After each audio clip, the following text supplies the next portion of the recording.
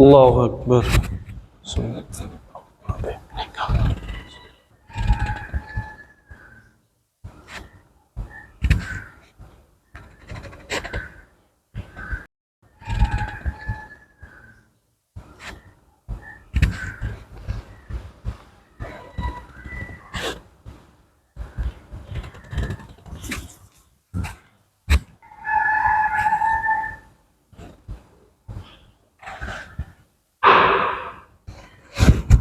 দোস্ত, হ্যাঁ দোস্ত বলো।